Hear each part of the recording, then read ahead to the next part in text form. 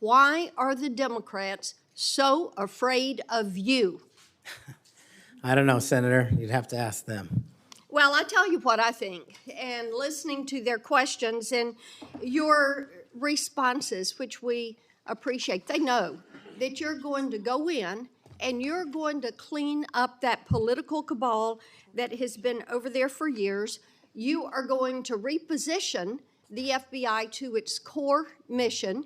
You stated that earlier in this hearing, and there will be no more political persecutions and no more two tiers of justice, and they have liked having two tiers of justice. They have enjoyed it, and it has helped them. They think in their political mission, they've enjoyed targeting Catholics. They've enjoyed targeting parents. But the American people have said they want no more of that. And our colleagues know you're going to clean it up. I want to talk to you about the Epstein case. I have worked on this for years, trying to get those records of who flew on Epstein's plane and who helped him build this international human trafficking, sex trafficking ring. Now, earlier I urged then Chairman Durbin to subpoena those records, and I ended up being blocked by Senator Durbin and Christopher Wray. They stonewalled on this. And I know that breaking up these trafficking rings is important to President Trump. So will you work with me on this issue so we know who worked with Jeffrey Epstein in building these sex trafficking rings? Absolutely, Senator. Child sex trafficking has no place in the United States of America, and I will do everything, if confirmed as FBI director, to make sure the American public knows the full weight of what happened in the past and how we are going to countermand missing children and exploited children going forward. Thank you for that. I do want to touch on the political persecution. I find it so interesting that they feel like you would carry out political persecution. Your parents are with us today. They fled Uganda, and persecution from Idi Amin. And I think that with your background and given your family's history, that you would never move to political persecution. Is that accurate? Yes, Senator, that is. And we appreciate that you would remove any kind of two tiers of justice from the FBI because they have practiced that every day for years. Not all FBI agents. There are some good ones, and we certainly want to keep them, but the politics has got to be moved out of the agency. Now, they've tried to frame you as being anti-police. We've discussed that some today. And I know that you grew up working with NYPD officers in your community. And I know that law enforcement groups, including the National Association of Police Organizations, have endorsed your nomination. And on top of that, your brother is a law enforcement officer. Is that accurate? Many of my family are, yes, Senator. How many of your family, sir?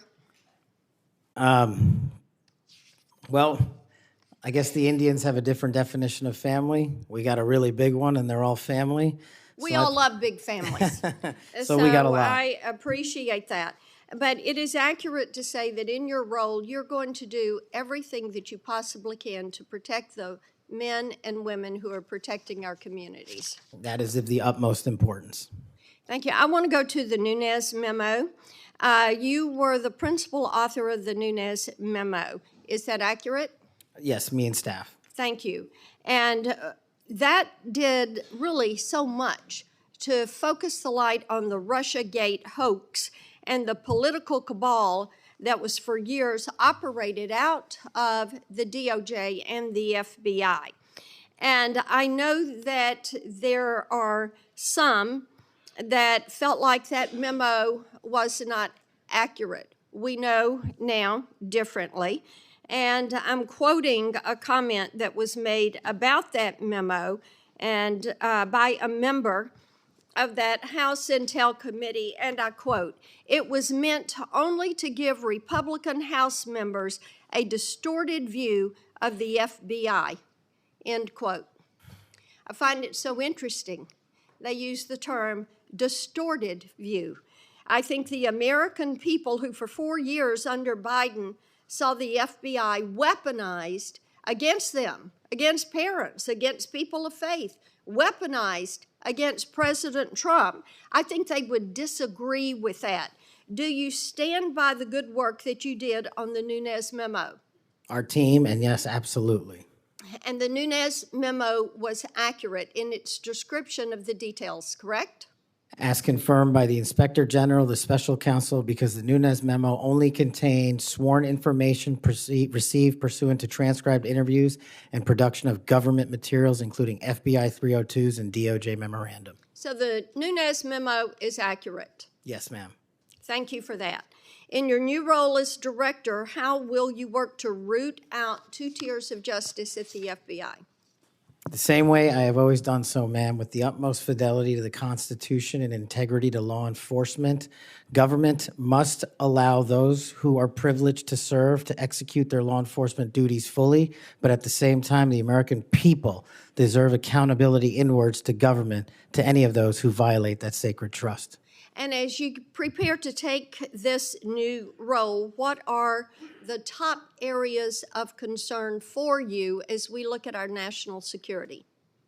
The top areas when it comes to national security, ma'am, have remained unchanged and the threat dynamic has increased. It's thwarting terrorist activities and terrorist attacks here and overseas against our citizens and our allies. And it also includes CCP espionage, which is running rampant these last 5 years through our country, including our cyber infrastructure and our agricultural properties. And it also includes taking on Iran, the #1 state sponsor of terror, and any other adversary that wishes to harm America. Thank you. I look forward to a yes vote on your confirmation. Thank you, Thank you, Mr. Chairman.